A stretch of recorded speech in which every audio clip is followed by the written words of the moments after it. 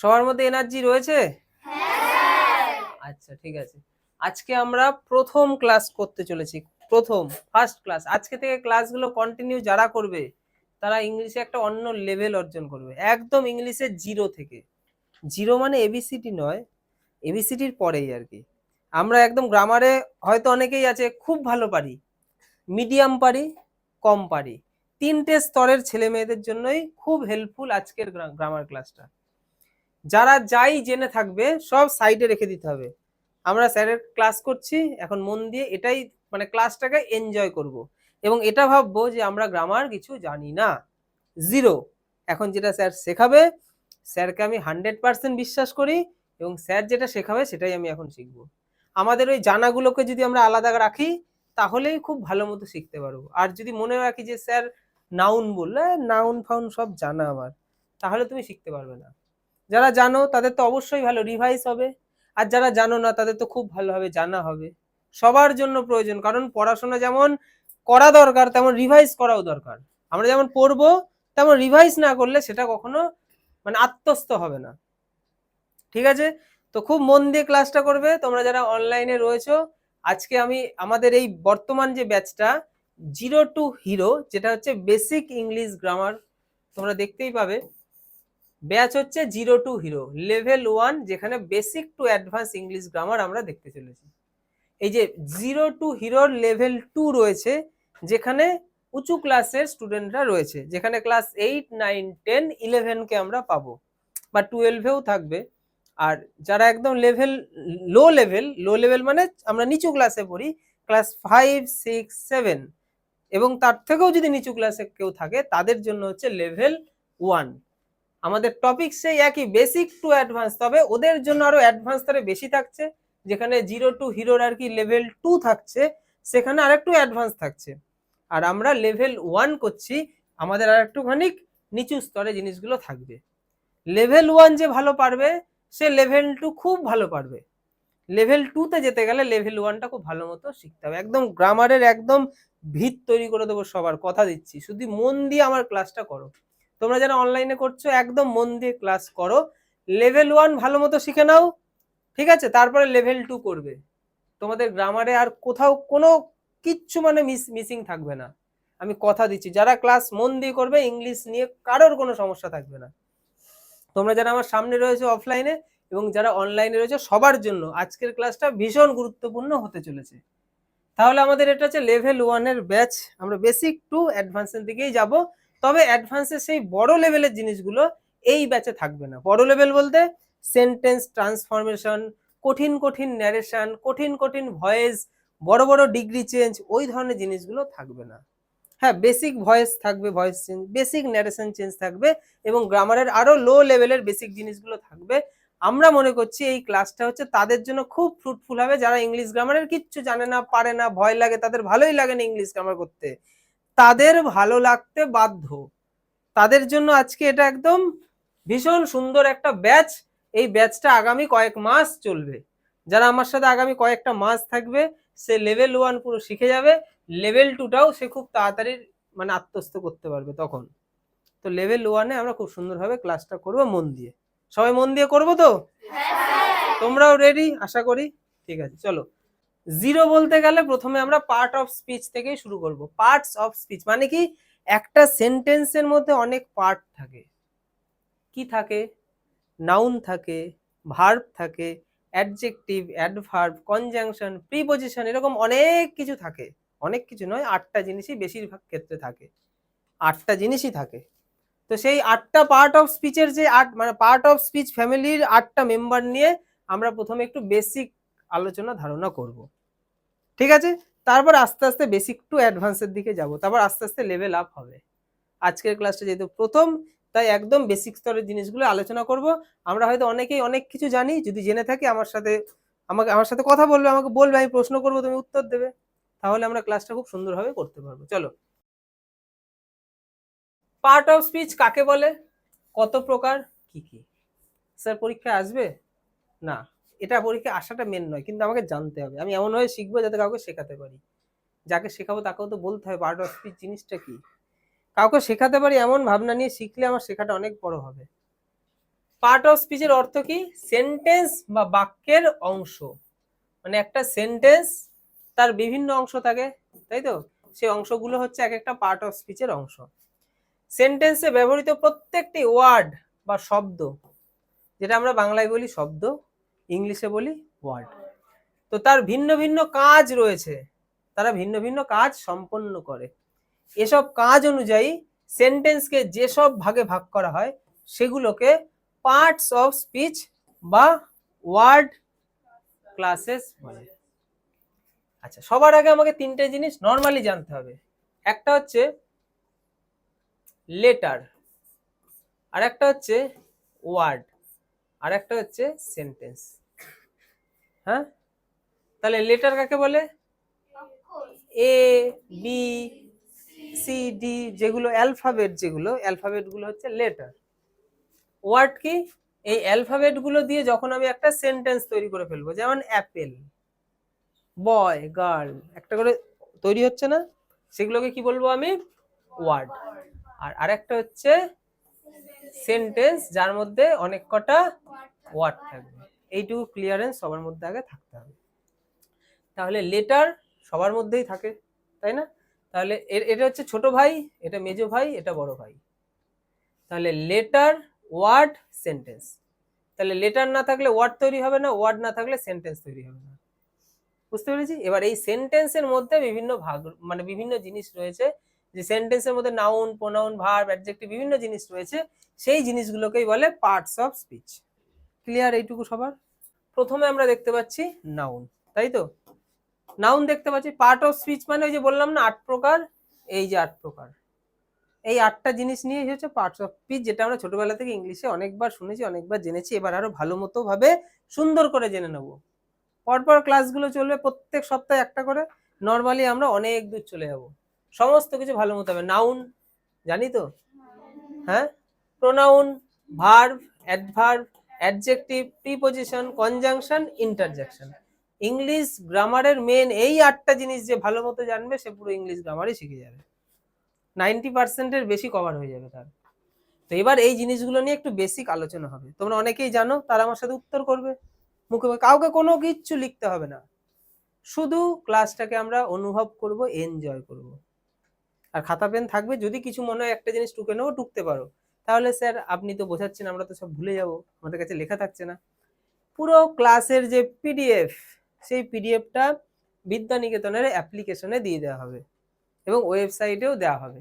ওই লিঙ্ক থেকে তোমরা পিডিএফ ডাউনলোড করে নিতে পারবে, এবং সেই ডাউনলোডটা কি করে করবে সেটা আমি আগামী ক্লাসে তোমাদেরকে বলে দেবো। তাহলে পুরো ক্লাসের পিডিএফটা স্যার আমরা তো পেয়ে যাচ্ছি, বাড়িতে গিয়ে ফোনে ডাউনলোড করে পেয়ে যাব। তারপর চাইলে আমরা বাইরে থেকে জেরক্স করে নিতে পারি, প্রিন্ট আউট বের করে নিতে পারি, নিয়ে নিজের কাছে রাখতে পারি, এবং সেটা থেকে আমি আরো সবাইকে শেখাতে পারবো। তাহলে স্যার দোকানে তো বইও কিনতে পাওয়া যায়, তাহলে আপনার পিডিএফ থেকে কেন আমরা পড়ে কাউকে পড়াবো?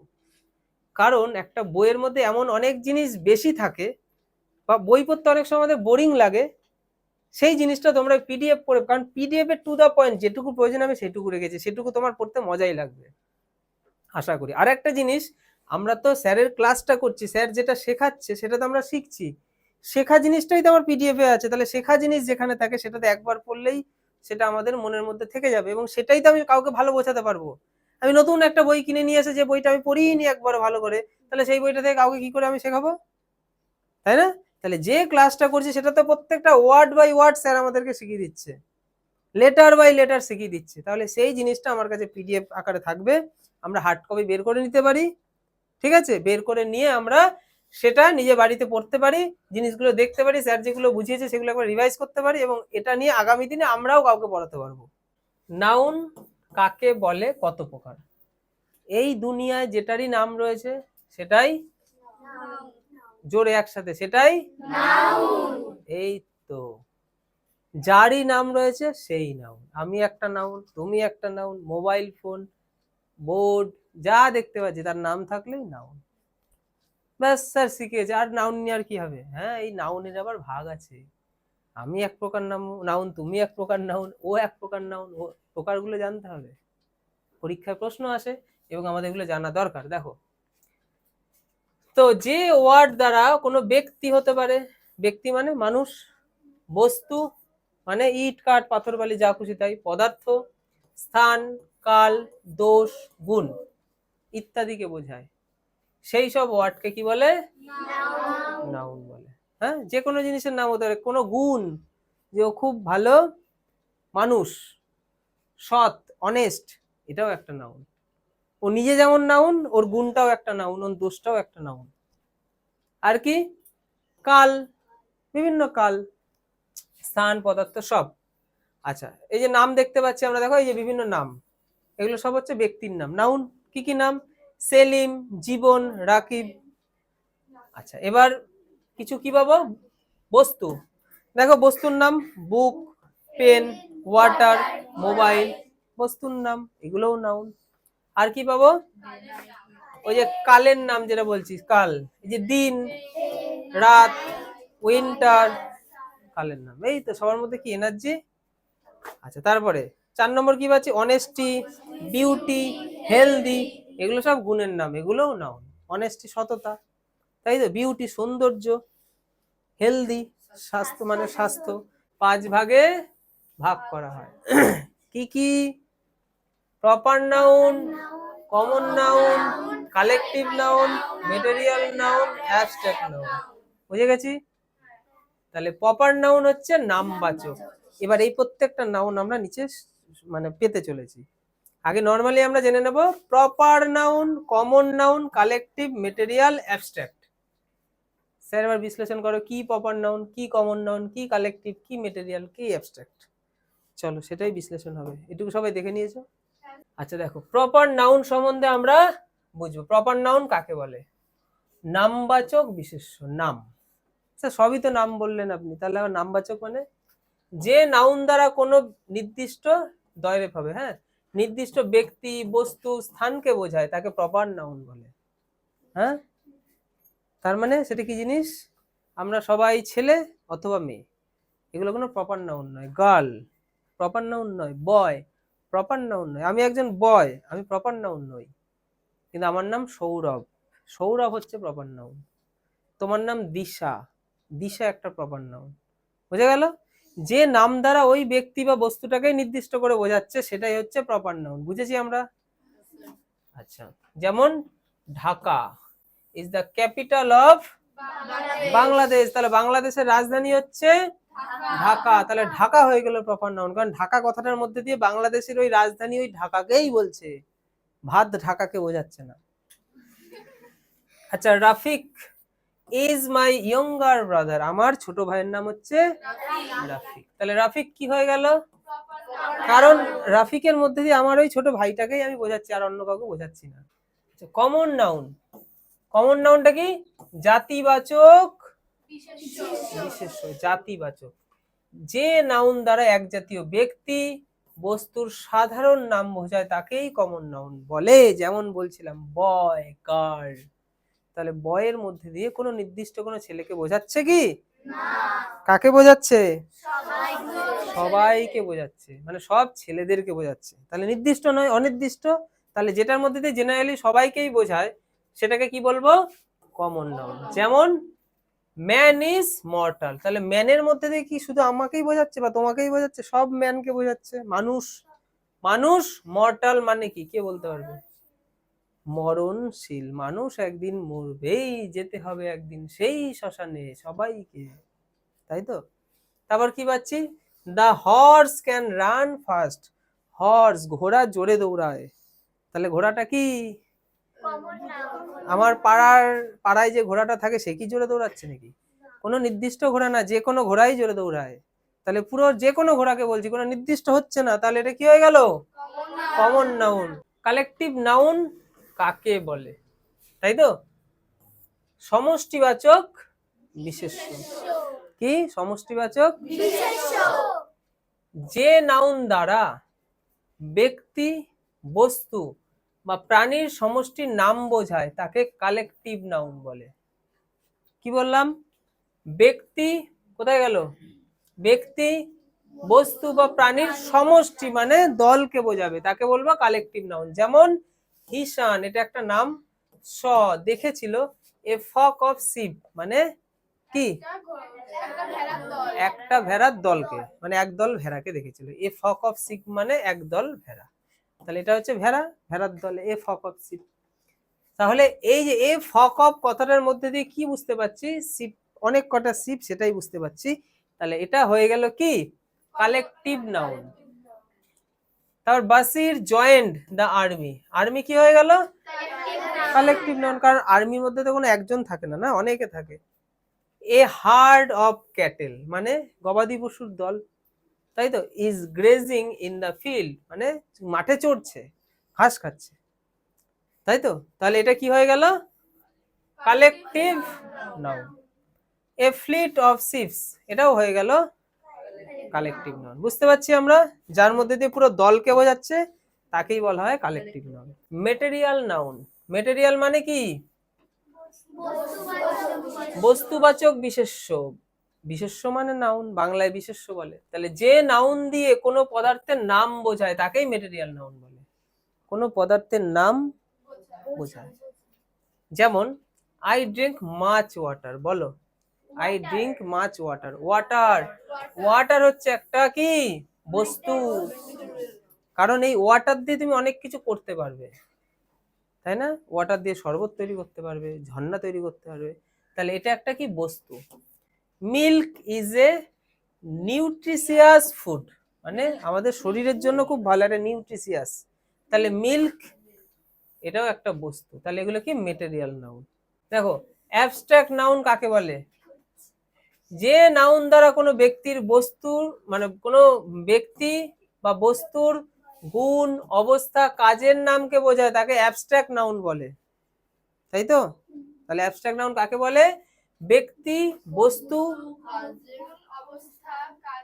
তাদের কি তাদের গুণ অবস্থা কাজের নাম। যেমন স্যার আমরা এগুলো অত ভালো বুঝি না, আমরা বুঝি এক্সাম্পল, কারণ আমাদের পরীক্ষায় আসবে এক্সাম্পল।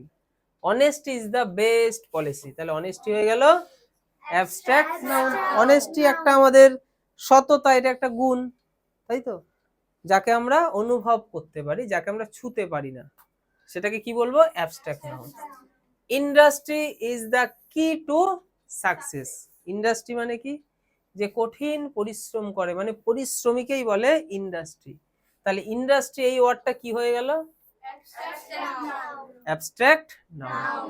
তারপর আইডলনেস ডিফিটস এ ম্যান, ডিফিটস মানে হারিয়ে দেয়, এ ম্যান একটা মানুষকে। তাহলে আইডলনেস মানে কি, আইডলনেস মানে what is the meaning of idleness, কুড়েমি, ভালো লাগছে না, ইচ্ছা করছে না, হাই তুলছি, বডি ঝাঁকাচ্ছি, এই আইডলনেস। তার ব্যর্থতার মেন কারণই হচ্ছে এইটা, তাকে লাইফে যেটাই কিছু শেখানো হয়, কেউ তাকে কিছু শেখাতে গেলেই সে আইডলনেস ব্যাপারটা তার মধ্যে কাজ করে, তাই লাইফে সে কিছু শিখতেও পারে না, তাকে হয়ে যেতে হয় পরনির্ভরশীল। মানে লতানো গাছগুলো আছে না, যে একা একা বাড়তে পারে না, কোনো গাছকে দরকার হয়, তারা হয়ে যাবে পরনির্ভরশীল, তাই তো, কারণ তাদের তখন দরকার হবে কোনো একটা আশ্রয়, সে তো একা একা যেতে পারবে না। আচ্ছা তারপর দেখো truthfulness is a great virtue, truthfulness মানে কি যে সত্যি কথা বলে, মানে সততা অনেকটা, ট্রুথফুলনেস ইজ গ্রেট, এখানে ট্রুথফুলনেস এটাও একটা ভেতরের ফিলিংস তো, তাহলে এটা হচ্ছে কি অ্যাবস্ট্রাক্ট নাউন। আমরা যেন আর কোথাও যেন না শিখতে হয় জিনিসগুলো দ্বিতীয়বার করে, এমন ভাবে কিন্তু শিখবো। আমি অনলাইনে যে প্রাইসটা রেখেছি সেটাও খুব কম, এবং অফলাইনে আমার কাছে যারা পড়ে তাদের থেকেও আমি কম প্রাইসই নিই। আমি মনে করি পড়াশোনার জন্য, জ্ঞানের জন্য যেন অর্থ বাধা না হয়ে দাঁড়ায়, অর্থের জন্য সমস্যা হচ্ছে সেটা যেন না হয়। আমার কষ্ট হোক, আমি অনেক খরচ করি, অনেক কষ্ট করি, কিন্তু বাকিদের যেন অর্থের জন্য কোনো সমস্যা না হয়। তো আমি যেটা ঠিক করেছি, এই বছর তো আমি আর ইংলিশে সেরকম ভাবে কারোর ভর্তি নিচ্ছি না, সামনের বছর নতুন বছরে আবার যারা ইংলিশ করবে আর কি, ইংলিশ মানে যেখানে ইংলিশ টেক্সট হবে একদিন, টেক্সট মানে সেদিন টেক্সটের রিডিং গুলো সুন্দর করে বোঝানো হবে, আর কি হবে টেক্সটের অ্যাক্টিভিটি গুলো সুন্দর করে, এই সমস্ত কিছু ডিজিটাল বোর্ডে ধরে ধরে শেখানো হবে, নর্মালি না যে দাগিয়ে দিলাম পড়ে আয়, একদম line by line word by word একদম, মানে টেক্সটটা বোঝানো হবে, টেক্সটের অ্যাক্টিভিটি বোঝানো হবে, এবং টেক্সটের গ্রামার বোঝানো হবে, টেক্সটের রাইটিং বোঝানো হবে, এবং তার বাইরে আরো কিছু রাইটিং পরীক্ষার জন্য যেগুলো ইম্পর্টেন্ট সেগুলো লাইন বাই লাইন ডিজিটাল বোর্ডে ধরে ধরে বুঝিয়ে শেখানো হবে। আর কি থাকছে, সপ্তাহে একদিন গ্রামার ক্লাস, যেটা আমরা শিখছি এরকম গ্রামার একদিন থাকছে। আর কি থাকছে, একদিন রাইটিং শিখবো, একদম লেভেল 1 এর বেসিক রাইটিং, তারপর যখন আমরা লেভেল 2 তে যাব তখন আরো অ্যাডভান্স রাইটিং। আর কি শিখবো, সপ্তাহে একদিন স্পোকেন ইংলিশও শিখবো। তাহলে এই সমস্ত কিছু থাকছে। তোমরা যারা অফলাইনে, মানে আমার বাড়ি নবদ্বীপে, বিদ্যানিকেতন কোচিং সেন্টার কোথায়, নবদ্বীপে। তো যারা দূর থেকে তো এখানে এসে পড়তে পারবে না, যার বাড়ি এখান থেকে 10 কিলোমিটার দূরে, তার জন্য অনলাইন ক্লাস রয়েছে, তারা ওখান থেকে ক্লাস করে নিতে পারে।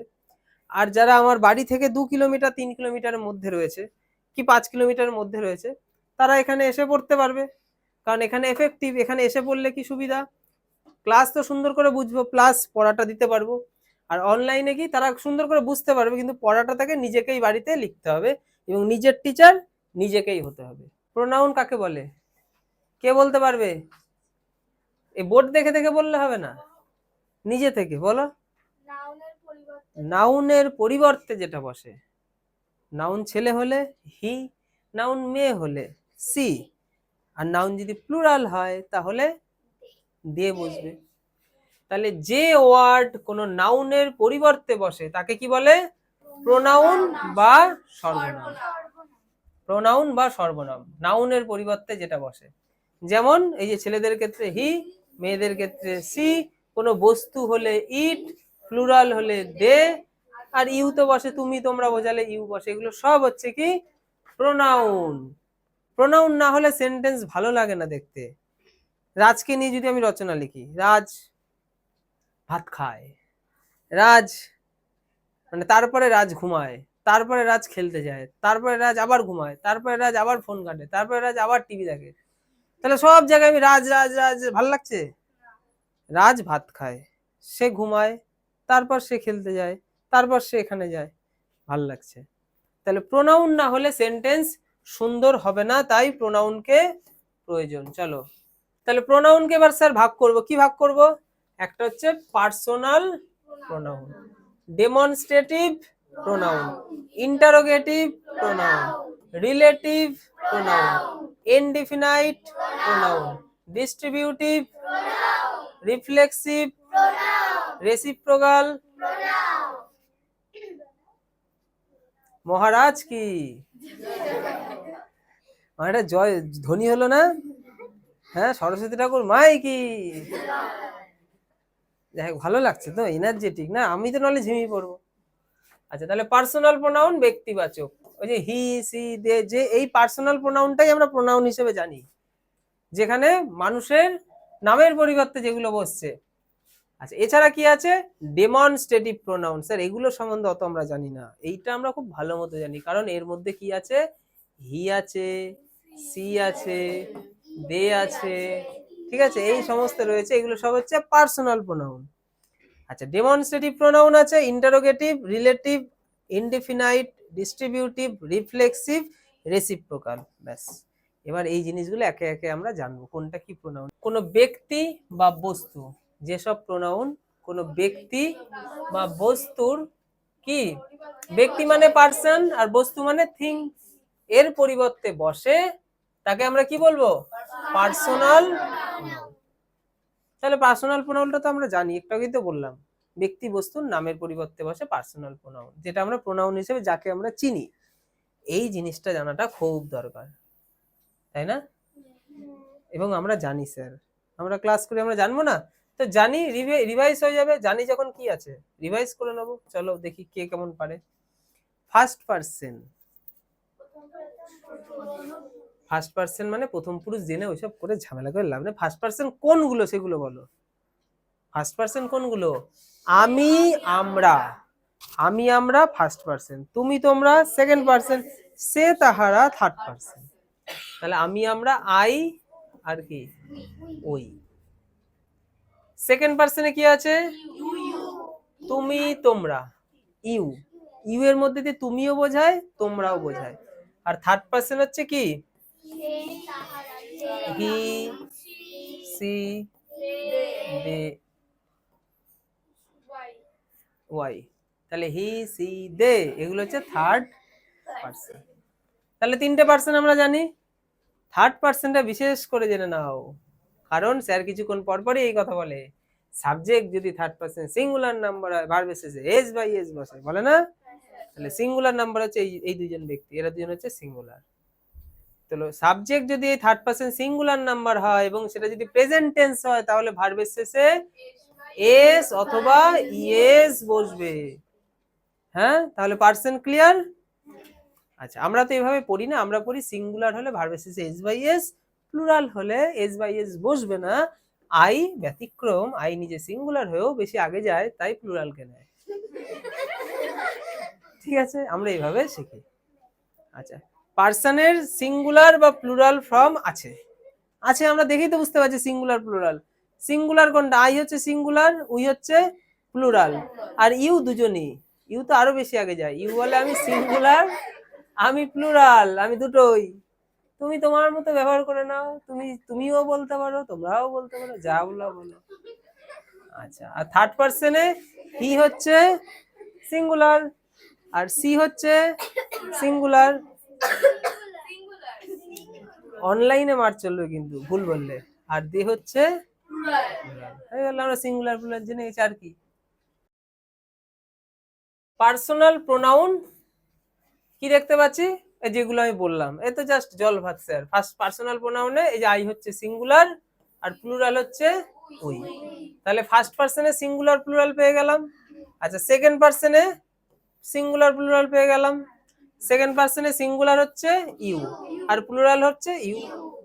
থার্ড পার্সনে সিঙ্গুলার হচ্ছে he she it R plural হচ্ছে বাস, কমপ্লিট। এটা তো আমরা জানি, এটা তো আগের বারই বললাম আমরা।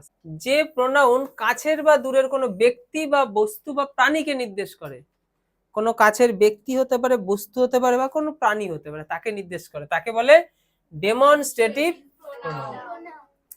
যেমন দিস, দিস ওয়ার্ডটা কখন ব্যবহার করি? নিকটবর্তী কাছের কোনো কিছু বোঝালে দিস।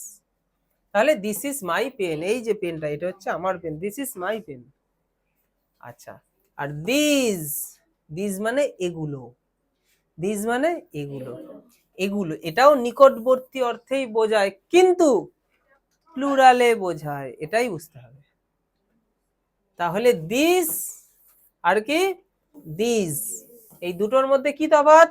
দিস বসে সিঙ্গুলারে আর দিস বসে প্লুরালে, কিন্তু দুটোই কাছের জিনিসকে বোঝায়। This is my pen, this is my pens, pens অনেক কটা পেন হয়ে গেল, কাছের। ক্লিয়ার হবে? আমরা সেন্টেন্স লিখতে গিয়ে সমস্যা হবে কি? এটা একদম যেন সমস্যা না হয়। আচ্ছা, তারপরে দেখো এই যেমন দিস আর মাই বুকস, ওই দিস ইজ মাই পেন্স হবে না, sorry, this are my pens হবে, যেহেতু দিস প্লুরাল তাই ইজ হবে না, আর হবে, আমি ভুল বলেছি। আচ্ছা, দ্যাট, দ্যাট কি? দূরবর্তী, তাহলে সিঙ্গুলারে মানে কাছে দিস, দূরে দ্যাট, আর একটা দূরে দোস। কি সুন্দর পরিষ্কার বুঝে গেলাম না? তাহলে দূরবর্তী প্লুরাল বোঝালে দোস, আর নিকটবর্তী হলে দ্যাট। তাহলে আমরা এবার একটা ছক তৈরি করে ফেলি সুন্দর করে। রিভিশনটা কি হবে? সিঙ্গুলার প্লুরাল, তাই তো? এটা কি সিঙ্গুলার, এটা প্লুরাল। কাছে, তাই তো? তাহলে কাছে সিঙ্গুলার কোনটা হবে? দিস। আচ্ছা, কাছে প্লুরাল কি হবে? এগুলো খুব ভুল হয়, খুব ভুল হয়, অনেকেই ভুল করে, একদম ক্লিয়ার করে নাও। হয়ে গেল, কাছে সিঙ্গুলার হলে দিস, প্লুরাল হলে দিস, উচ্চারণ একই। আর এটা হচ্ছে দূরে। হ্যাঁ, এটা হচ্ছে শর্ট নোটস তৈরি হচ্ছে, যেগুলো আমাদের করা দরকার। আমরা যখন পুরো বড় একটা প্রশ্ন পড়বো তখন ছোট্ট করে একটা শর্ট নোটস বানাবো, সেটা দিয়ে আমাদের যাতে রিভিশনটা ভালো হয়। ঠিক আছে? আচ্ছা, দূরেতে কি বসাবো? দূরে সিঙ্গুলার দ্যাট, আর এখানে ক্লিয়ার? হ্যাঁ, তাহলে কাছে দূরে আমরা এমন ভাবে বুঝেছি, আর কোনো, তাহলে কাছে দিস আর দূরে দ্যাট, কাছে দিস দূরে দোস, এটা প্লুরাল, এটা প্লুরাল, এটা সিঙ্গুলার, এটা সিঙ্গুলার। স্যার বুঝে গেছি, তোমার পরিশ্রম বেকার, মুছে দিয়েছো। হয়েছে? চলো পরের পেজে। ইন্টারোগেটিভ প্রোনাউন, ইন্টারোগেটিভ কথা বলাতে স্যার মনে পড়ে গেছে, প্রশ্ন প্রশ্ন প্রশ্ন, তাই না? প্রশ্নবোধক মানেই ইন্টারোগেটিভ প্রোনাউন, যে প্রোনাউন দ্বারা প্রশ্ন জিজ্ঞেস করা হয়। স্যার এগুলোকে তো WH ওয়ার্ড বলে, তুমি প্রোনাউন বলছো। WH ওয়ার্ডও প্রোনাউন। তাহলে প্রশ্ন জিজ্ঞাসা করা হয় তাকে বলা হয় ইন্টারোগেটিভ প্রোনাউন বা প্রশ্নবোধক সর্বনাম, সর্বনাশ, সর্বনাম। ইন্টারোগেটিভ প্রোনাউন কেন এগুলো বলছি মাঝে মধ্যে বলতো, রাজনন্দিনীর ঘুম কেটে গেছে দেখ, আমি যদি এগুলো না বলতাম ও আচ্ছা WHO এই যে হু, হুম, হুজ, হোয়াট আর কি হুইচ, এগুলো কি, এগুলো সব কিছু শুরুতে WH ওয়ার্ড আছে, দেখো WH আছে না, সবকিছু শুরুতে WH আছে, তাই এগুলোকে WH ওয়ার্ড বলে। এবং এই WH ওয়ার্ড গুলো একটা সেন্টেন্সে প্রোনাউনের মতোও কাজ করে। সেটা স্যার কিভাবে আমরা শিখবো এখন, দেখো হুম ডু ইউ ওয়ান্ট, তুমি কাকে চাও, কাদের চাও, কারণ ইউ এর মধ্যে দিয়ে তো কাকেও বোঝায়,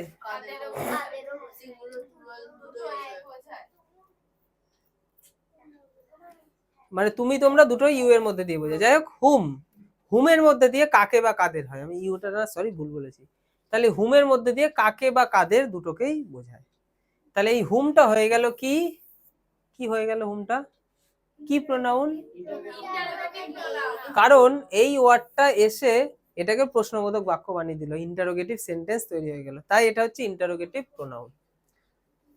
আচ্ছা তারপর দেখো what is your father profession, মানে তোমার বাবার প্রফেশনটা কি, কাজটা কি, কি কাজ করে, তাহলে হোয়াট এই WH ওয়ার্ডটাও কিন্তু প্রোনাউন, কি pronoun, interrogative pronoun. Relative pronoun, দেখো যে প্রোনাউন পূর্ববর্তী নাউন বা প্রোনাউনের পরিবর্তে বসে, যে প্রোনাউন পূর্ববর্তী নাউন বা প্রোনাউনের পরিবর্তে বসে দুটি সেন্টেন্সকে যুক্ত করে তাকে রিলেটিভ প্রোনাউন বলে। কি বুঝলাম, রিলেটিভ প্রোনাউন অনেকটা কিছু ছেলে মেয়ে আছে যারা সবার মাঝখানে বসতে চায় তার মতো, ঠিক এই জায়গাটাতে বসবে এবং এর আগে একটা কোনো নাউন বা প্রোনাউন থাকবে এবং এই নাউন বা প্রোনাউন সম্বন্ধেই ও স্টাইল করে এসে বলবে, তাকে আমরা কি বলবো, রিলেটিভ প্রোনাউন। বুঝা গেল, তাহলে রিলেটিভ প্রোনাউন মাঝখানে এসে বসবে যাতে ও ডান হাতের বন্ধুটাকেও পায় বা হাতের বন্ধুটাকেও পায়, এসে কি করবে, সে ঠিক তার আগের যে বন্ধুটা আছে তার সম্বন্ধেই বলতে শুরু করে দেবে। দেখো সেন্টেন্সের মধ্যে দিয়ে বুঝবো, দেখো the boy who got the first prize is my brother, দেখো এই যে হু বসে পড়লো, দেখেছো এখানে কিন্তু শুরুতে নেই, রিলেটিভ প্রোনাউন শুরুতে থাকে না, মাঝখানে ঢুকে বললো, ঢুকে স্টাইল করে কি এই সম্বন্ধে এর সম্বন্ধে বলা শুরু করে দিল। দেখো এই হুটাও কার সম্বন্ধে বলছে, দা বয় হু গট দা, তাহলে ফার্স্ট প্রাইজ কে পেয়েছে, বয়টা তো, ছেলেটা নিজেই বলতো আমি গট প্রাইজ, আমি ভালো প্রাইজ পেয়েছি, আমি ফার্স্ট প্রাইজ পেয়েছি, না হু বলছে না তুমি দাঁড়াও আমি আছি, আমি এসে তোমার সম্বন্ধে সবাইকে বলবো, তাহলে হু ঢুকে বললো, এসে তার আগের এই নাউনটা সম্বন্ধে বলা শুরু করে দিল, তাহলে এই হু হয়ে গেল কি রিলেটিভ প্রোনাউন, আর এখান থেকে ক্লজের সৃষ্টি, এই ক্লজটাকে বলে রিলেটিভ ক্লজ। তাহলে হু প্রোনাউন বা এই যে প্রোনাউনটা যেটা আগের নাউনের জন্য এসছে, আগের নাউন সম্বন্ধে কিছু বলছে, তো সেই প্রোনাউনটা থেকে পুরো বাদ বাকি যে অংশটা সেটাকে বলে রিলেটিভ ক্লজ অথবা রিলেটিভ ফ্রেজ। এবার স্যার ক্লজ ফ্রেজ কি জিনিস, ওগুলো এখন না পরে, ওটা আমাদের লেভেল 2 ব্যাচে চলছে, ওইখানে আমরা জিনিসগুলো জেনে নেবো, এখন জাস্ট একটা বেসিক জিনিস দিয়ে রাখলাম যে আমরা আমাদের পরীক্ষার সময় আসে ক্লাস 8 9 10 এ যে স্যার বলে যে এই সেন্টেন্সের মধ্যে রিলেটিভ ক্লজ খুঁজে বার করো, তখন তুমি কি করবে, সেন্টেন্সের রিলেটিভ প্রোনাউনটাকে দেখবে এবং দেখবে তার আগে নাউনটা সম্বন্ধে কি রিলেটিভ প্রোনাউনটা কিছু বলছে, যদি বলে তাহলে সেই রিলেটিভ প্রোনাউনটা থেকে পুরো সেন্টেন্সের বাদ বাকি অংশটা হয়ে গেল রিলেটিভ ক্লজ, তুমি ক্লাস 9 এর 2 এ 2 পেয়ে গেলে। তো সেই জিনিসটা আমি সেইখানেই শেখাবো, যেটা যেখানে দরকার সেটা সেখানে, এখন আমাদের দরকার নেই, এখন আমরা রিলেটিভ প্রোনাউনটা যদি ভালো মতো শিখতে পারি তাহলে তখন রিলেটিভ ক্লজটা খুব ভালো মতো শিখতে পারবো, আর যদি রিলেটিভ প্রোনাউনটা হাই হাই হাই হাই হাই তুলে কাটাই তাহলে তখন আমাদের আর কিছু মাথায় ঢুকবে না। আচ্ছা তারপর দেখো হি, সে, who is your teacher is helping you, তাহলে হে মানে সে, যে তোমার টিচার হেল্প করেছে তোমাকে, তাহলে দেখো এই যে হু বসে বললো, হ্যাঁ কার কথা বলছে, দেখো হু is your teacher, K teacher তোমার, হি তো, তাহলে ও এসে তার আগের নাউন সম্বন্ধে বলা শুরু করে দিল, তাহলে এটা হয়ে গেল রিলেটিভ প্রোনাউন, এবং এখান থেকে পুরোটা হয়ে গেল রিলেটিভ ক্লজ। অনেক বড় বড় দাদা দিদিরা আছে ক্লজ ফ্রেজ বোঝেই না, পারেই না, আমরা তাদেরকে দেখিয়ে দিতে পারবো না?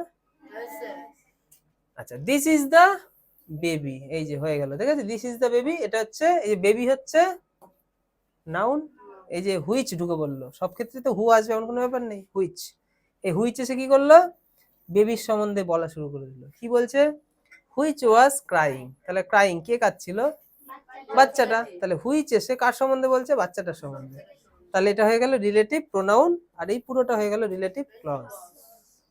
ক্লজ, স্যার ফ্রেজও তো বললে একটু আগে, ফ্রেজটা কি জিনিস, যদি একটা ফাইনাইট ভার্ব থাকে তবে সেটা ক্লজ, আর যদি ফাইনাইট ভার্ব না থাকে তাহলে সেটা ফ্রেজ। সেটা আমরা লেভেল 2 তে শিখবো, এখন জাস্ট আমি একটু ছোঁয়া দিয়ে রাখলাম, আর কিছু ভেবে লাভ নেই। চলো, ইনডিফিনাইট মানে হচ্ছে অনির্দিষ্ট, রেপটা পড়েনি, হ্যাঁ, অনির্দিষ্ট, যেটা নির্দিষ্ট নয়, যে প্রোনাউন কোনো ব্যক্তি বা বস্তুকে অনির্দিষ্ট অনির্দিষ্ট ভাবে বোঝায় তাকে বলে কি, ইনডিফিনাইট, মানে কোনো নির্দিষ্ট কাউকে বোঝাচ্ছে না।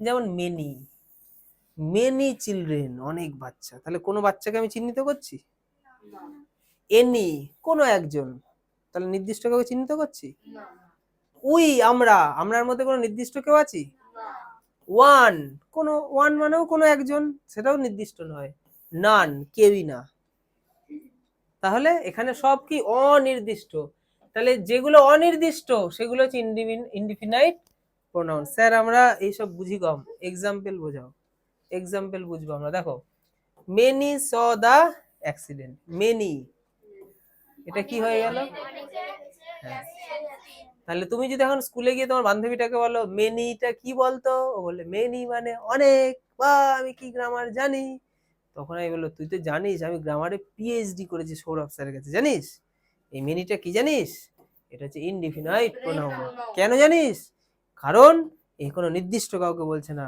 এর মধ্যে দিয়ে অনেককেই বোঝাচ্ছে। বাহ, তুই তো ভেতরে মানে আরো ভেতরে, তার ভেতরে ঢুকে গেছিস, তোর মধ্যে তো আমি ভবিষ্যতে দেখতে পাচ্ছি কলেজের প্রফেসর, ইংলিশ প্রফেসর। হ্যাঁ, আমাদের শিখতে হবে এমন ভাবে, আমরা তো এইখানেই, আমরা তো শিক্ষিত হচ্ছি, আমরা আমার বন্ধু বান্ধবীকে পেয়ে নিন্দা করা শুরু করবো না, জানিস ও কি করেছে, ওইটা করছিল, ও জানিস আমরা গল্প করব, গল্পে কি থাকবে, পড়াশোনার কিছু জিনিস আলোচনা করবো। আগের দিন জানিস শিখলাম মেনিটা কি জিনিস, মেনি মানে স্যার বলছিল, বল তুই বল দেখি, তুইও তো শিখেছিস, কি বলছিল many, many many many many, হ্যাঁ মেনি মানে অনেক, না মেনি মানে শুধু অনেক নয়, মেনি হচ্ছে ইনডিফিনাইট প্রোনাউন, এখানে নির্দিষ্ট কাউকে বোঝাচ্ছে না। ও তাই, তাও স্যার বলছে চলে চলে চলে চলে, পড়ার টাইম হয়ে গেছে, চলে চলে, সবটুকু বললো। তাহলে আমরা যে অতিরিক্ত সময়টা পেলাম, কাউকে নিয়ে নিন্দা করলাম না, তাহলে কেউ আমার উপর রাগও করলো না, আর আমাদের শিক্ষাটা রিপিটেশন হয়ে গেল, তাই না, তাহলে সেটা আরো ভেতরে চলে আসলো, তাহলে শিক্ষা হবে আমাদের গল্পের টপিক, পড়াশোনার জিনিস হবে আমাদের গল্পের টপিক, তাহলেই আমাদের জীবনটা কত মানে দারুণ হয়ে যাবে। আচ্ছা, তারপরে উই বিলিভ দ্যাট গড, তাই তো, উই বিলিভ, এই যে উই, স্যার উইকে তো প্রোনাউন হিসেবে জানি, হ্যাঁ প্রোনাউনই তো, আমি অন্য কিছু বলছি, তবে প্রোনাউনকে একটু ভালো করে বলছি, কি প্রোনাউন, হ্যাঁ, তাহলে এতদিন আমরা, তাহলে আমরা আবার দোকানে গিয়ে বলবো, দোকানদারকে বলবো, দোকানদার বলো দেখি উই বিলিভ দ্যাট গড, তুমি পড়াশোনা করেছো নাকি চেক করি, কারণ তুমি যে বিলটা লিখছো, বিলে দেখলাম তুমি আমার নামটা ইংলিশে লিখলে, তাহলে তো তুমি বলো দেখি উই বিলিভ দ্যাট গড, এখানে উইটা কি, তাহলে আমাকে গাধা মনে করিস,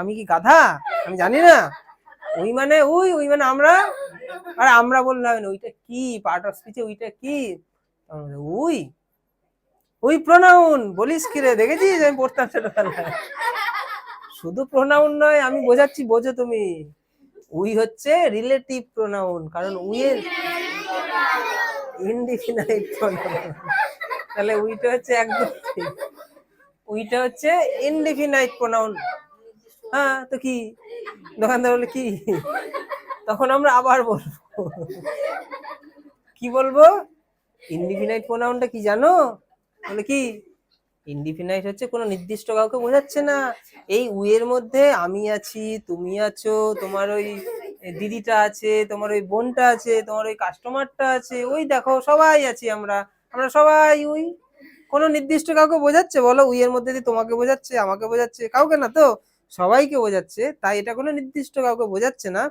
তো তাই এটা ইনডিফিনাইট, অনির্দিষ্ট। তখন দোকানদার বলবে 50% ডিসকাউন্ট, যাও তুমি নিয়ে চলে যাও, ঠিক আছে? বলবে এনি ক্যান ডু দিস, যে কেউ এটা পারবে। তাহলে এখানেও এনির মধ্যে দিয়ে নির্দিষ্ট কেউ নয়। এটা নিয়ে আবার গল্প বানালে বড় হয়ে যাবে। ডিস্ট্রিবিউটিভ প্রোনাউন কাকে বলে দেখো। ডিস্ট্রিবিউটিভ এর অর্থ কি, আলাদা করে দেখা, আলাদা আলাদা আলাদা ডিস্ট্রিবিউশন করি না আমরা, হ্যাঁ ডিস্ট্রিবিউশন করি আলাদা আলাদা করে, তাহলে ডিস্ট্রিবিউটিভ হচ্ছে আলাদা আলাদা করে বোঝাবে। সেগুলো কোনগুলো দেখো, ইচ, ইচ মানে প্রত্যেক, এক একজন। এইদার, এইদার মানে দুজনের মধ্যে একজন, মানে ইচ মানে এক একজনকে বোঝায়, ঠিক আছে? আর এইদার মানে দুটো জিনিস থাকবে, তার মধ্যে কোনো একজন হতে পারে, হয় এ নয় এ, সেক্ষেত্রে এইদার বসে। নেইদার মানে কি, নেইদার মানে না, এইদার হচ্ছে হ্যাঁ বাচক, মানে দুটোর মধ্যে কোনো একটা হবে। আর নেইদার মানে দুটোর মধ্যে কেউই না। ওয়ান একজনকে বোঝায়, এভরিওয়ান প্রত্যেককে বোঝায়, এভরিবডি, এভরিবডি মানে এক একজনকেই তো বোঝায়, এই সব ক্ষেত্রেই সিঙ্গেল সিঙ্গেল পার্সনকেই তো বোঝায়। এভরিওয়ান মানে এভরিওয়ান প্রত্যেকে, এক একজন মানে এভরিওয়ান পাবে একটা করে লজেন্স, এভরিবডি, সাম, এই সব, ঠিক আছে? Each of the boys was given a prize. তাহলে ইচ অফ দ্য বয়েজ, তাহলে অনেক কটাই তো ছেলে ছিল, তাই তো বয়েজ, হ্যাঁ? তার আগে আমি কি বসালাম, ইচ, মানে বয়েজ গুলোর মধ্যে নির্দিষ্ট করা হচ্ছে এক একটা বয়েজ, তাই তো? তো সেক্ষেত্রে ইচটা হয়ে গেল কি, ডিস্ট্রিবিউটিভ প্রোনাউন, এক একজনকে বোঝাচ্ছে। বুঝেছে সবাই? আচ্ছা, তারপর neither, neither of them, them মানে তারা, তারা দুজন, দুজনের মধ্যে কেউ না, তাহলে কেউ না, ওয়াজ প্রেজেন্ট মানে দুজনের মধ্যে কেউই উপস্থিত ছিল না, তাহলে এটাও কোনো নির্দিষ্ট কাউকে তো বোঝাচ্ছে না, অনির্দিষ্টই তো, তাহলে এটা কি হয়ে গেল, ডিস্ট্রিবিউটিভ। তাহলে রিফ্লেক্সিভ প্রোনাউন কাকে বলে দেখো, রিফ্লেক্ট করবে, আলো রিফ্লেক্ট করে না, হ্যাঁ? দেখো, যে প্রোনাউন দ্বারা সাবজেক্ট ও অবজেক্ট উভয়ের কাজ একই সঙ্গে, একই সঙ্গে উভয়ের কাজ একই সঙ্গে বা বিশেষভাবে নির্দেশিত হয়, তাকেই রিফ্লেক্সিভ প্রোনাউন বলে। কি বুঝলাম, যে প্রোনাউন দ্বারা সাবজেক্ট ও অবজেক্ট উভয়ের কাজ একইভাবে বিশেষভাবে মানে নির্দেশিত হয়, সেটা কি জিনিস sir?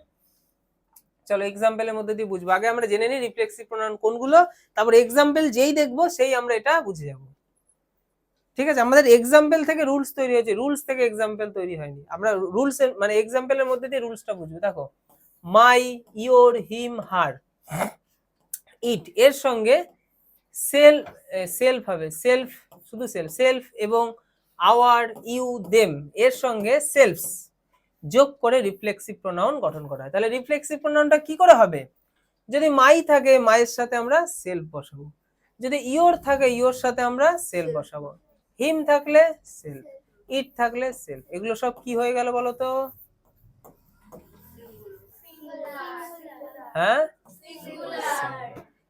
My self, your self, him self, her self, এগুলো কি সব সিঙ্গুলার, তাহলে এগুলো হচ্ছে সিঙ্গুলার রিফ্লেক্সিভ প্রোনাউন। তাহলে সিঙ্গুলারের সাথে সব সময় সেলফ যুক্ত করব। আচ্ছা, আর কি পাচ্ছি আমরা, আর কোথায়, আওয়ার, তাই তো? আওয়ার সাথে, আওয়ার সাথে কি বলছো, কই গেল, এই যে ourselves, yourselves, themselves, তাহলে আওয়ার, ইউ, দেম এগুলোর সাথে কি বসবে, সেলফস বসবে, এবং এগুলো কি হয়ে যাবে, প্লুরাল হয়ে যাবে, মনে থাকবে? তাহলে এগুলো হয়ে যাবে প্লুরাল, এবং এগুলো সব হচ্ছে রিফ্লেক্সিভ প্রোনাউন। তাহলে আমাকে যদি প্লুরাল রিফ্লেক্সিভ প্রোনাউন আনতে হয়, তাহলে আমরা সেলফস আনবো, SELVES, আর সিঙ্গুলার আনতে গেলে কি আনবো, সেলফ, SELF। এবার আমরা এক্সাম্পল দেখবো। দেখো, ওয়ান শুড নট প্রেইজ মানে what is the meaning of that, বলো কি হবে, দ্যাট হবে, দিস হবে, আমার তো কাছেই রয়েছে। আচ্ছা, ওয়ান শুড নট প্রেইজ মানে প্রশংসা করা, one should not praise one self মানে একজনের উচিত নয় নিজের সম্বন্ধে প্রশংসা করা। আমি যদি সারাদিন বলি আমি সব থেকে ভালো পড়াই, আর কেউ পড়ে না, ভালো হবে, তোমাদেরও শুনতে ভালো লাগবে, দুদিন পর দেখবে কেউ নেই। তো নিজের ঢোল অন্য বাজালে ভালো হয়, নিজের ঢোল নিজে না বাজালে ভালো হয়। আচ্ছা, তাহলে ওয়ানের জন্য কি চলে আসলো, ওয়ান সেলফ, যদি হি থাকতো হিমসেলফ, দে থাকলে দেমসেলফ, দেমসেলভস, বোঝা গেল? তো এইগুলো হচ্ছে কি রিফ্লেক্সিভ প্রোনাউন। কেন এটা রিফ্লেক্ট করছে দেখো, এই যে আমরা যেটা বললাম যে প্রোনাউন দ্বারা সাবজেক্ট ও অবজেক্ট উভয়ের কাজ সম্পন্ন হচ্ছে, দেখো উভয়ের কাজ একই সঙ্গে বিশেষভাবে নির্দেশিত হয়, একই সঙ্গে হচ্ছে। দেখো ওয়ান সেলফ এখানে অবজেক্টেরও কাজ করছে, আবার সাবজেক্টের জন্যও এসেছে, দুজনের কাজ একসাথে কমপ্লিট হচ্ছে। তারপর যেমন হি কিল্ড হিমসেলফ, সে হত্যা করেছে নিজেকেই, তাহলে হিমসেলফ এখানে কি, হিমসেলফটা কি রিফ্লেক্সিভ প্রোনাউন, এই যে হিটাইতে রিফ্লেক্ট হয়ে হিমসেলফ হয়ে গেছে এবং সেন্টেন্সে অবজেক্টের মতো কাজ করছে। নাউনের জন্য এসেছে মানে সাবজেক্টের জন্য তো এসেছেই, আবার অবজেক্টেরও কাজ করছে, তাহলে সাবজেক্ট অবজেক্ট দুজনেরই কাজ করছে, তাহলে এটা হয়ে গেল রিফ্লেক্সিভ প্রোনাউন। রিনা স হারসেলফ, তাহলে রিনা হচ্ছে মেয়ে, তাই তার জন্য কি আসলো হারসেলফ, তাহলে হারসেলফ এখানে অবজেক্টের মতো কাজ করছে, আবার রিনার জন্য এসছে, তাহলে সাবজেক্টের জন্য আসলো। রেসিপ্রোকাল প্রোনাউন কাকে বলে? দেখো যে নাউন বা প্রোনাউন, যে নাউন বা প্রোনাউন দুই বা ততোধিক ব্যক্তির মধ্যে পারস্পরিক সম্পর্ককে নির্দেশ করে, দুই বা তার বেশি ব্যক্তির মধ্যে একটা সম্পর্ক তৈরি করছে, তাকে কি বলে রেসিপ্রোকাল প্রোনাউন। যেমন each, each other, one another, এগুলো হচ্ছে কি সব রেসিপ্রোকাল। ইচ আদার কার মধ্যে বসে, দুজনের মধ্যে, ইচ আদার হয় না, একটা রেসিপ্রোকাল তৈরি হচ্ছে দুজনের মধ্যে, দুই বা ততোধিক ব্যক্তির মধ্যে একটা সম্পর্ক তৈরি করে দিল। তারপরে ওয়ান অ্যানাদার, চলো সেন্টেন্স দেখি। দ্য টু বয়েজ লাভ, দুটো ছেলে পছন্দ করে, ইচ আদার একে অপরকে, কি সুন্দর না? The two girls love each other, তাহলে ইচ আদার এই ওয়ার্ডটা কি করলো, ওই দুটো ছেলে বা দুটো মেয়ের মধ্যে একটা কি সম্পর্ক তৈরি করে দিল, তাহলে ইচ আদারটা কি হয়ে গেল রেসিপ্রোকাল প্রোনাউন। এবার দোকানদারকে গিয়ে কি বলবো, দোকানদার কাকু, দোকানদার কাকু উই লাভ ইচ আদার, তাহলে আমরা ভালোবাসি একে অপরকে, তখন বলবে যাও 80% ডিসকাউন্ট।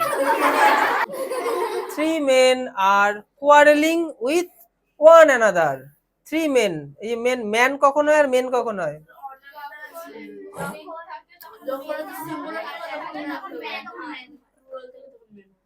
তাহলে সিঙ্গুলার হলে ম্যান, প্লুরাল হলে মেন, তাহলে থ্রি মেন আর কোয়ারেলিং, তাহলে তিনজন মানুষ কি করছে কোয়ারেলিং ঝগড়া করছে, উইথ এটা অন ছিল ওয়ান হবে, হ্যাঁ ওয়ান অ্যানাদার মানে একে অপরের সাথে, মানে তিনজন একে অপরের সাথে ঝগড়া ঝামেলা করছে, তাহলে ওয়ান অ্যানাদার কি হয়ে গেল রেসিপ্রোকাল। আমরা সব কটা প্রোনাউন স্যার খুব ভালো মতো বুঝেছি, এবার আমরা কি করে ব্রেনে রাখবো এগুলো, কি করে রাখবো, হ্যাঁ আমরা ওই পিডিএফটা ডাউনলোড করে বাড়িতে ওই পিডিএফ থেকে খাতায় লিখে নিতে পারি, অথবা পিডিএফটা আমরা বাইরে থেকে জেরক্স করে নিতে পারি। পরের দিন ক্লাস 2 হবে, কন্টিনিউ পরপর ক্লাসগুলো করলে আমরা কিন্তু ইংলিশে খুব ভালো হতে পারি। ঠিক আছে, তোমার ধরো পড়াশোনা কোনো কিছু ভালো লাগছে না, পড়বাই না, তোমার পড়াশোনা করতে ইচ্ছাই করছে না, করতে হবে না, তুমি ইংলিশটা শুধু শেখো বাবা। তুমি যদি ঝাড়ুদারেরও চাকরি পাও, সেই ঝাড়ুদারের চাকরির তুমি সিনিয়র এক্সিকিউটিভ অফিসার হতে পারবা, কারণ তুমি তোমার বসের সাথে ইংলিশে কথা বলে ফেলেছো। তো ইংলিশে যেই কথা বলেছে সে বলছে না এই তো শিক্ষিত, আচ্ছা বাবা তোমার আন্ডারে আমি 10টা ঝাড়ুদার দিয়ে দিলাম। তাহলে ইংলিশ সাবজেক্টটা বর্তমানে এমনই, তুমি শিক্ষিত না অশিক্ষিত পুরো ফিলিংসটাই জুড়ে রয়েছে ইংলিশের উপর। বর্তমানে এটা হওয়া উচিত নয়, কিন্তু এটাই বাস্তব। তাহলে বাস্তব যেটা চলছে আমরাও তাহলে সেটাই করি, আমরা ইংলিশটাকে ভালো করে শিখে নিই, তাই না? তো ইংলিশটাকে একদম আমরা খুঁটিয়ে খুঁটিয়ে সুন্দর করে যেন খুব ভালো মতো বুঝতে পারি, শিখতে পারি। তাই ক্লাসগুলো পরপর কন্টিনিউ করব।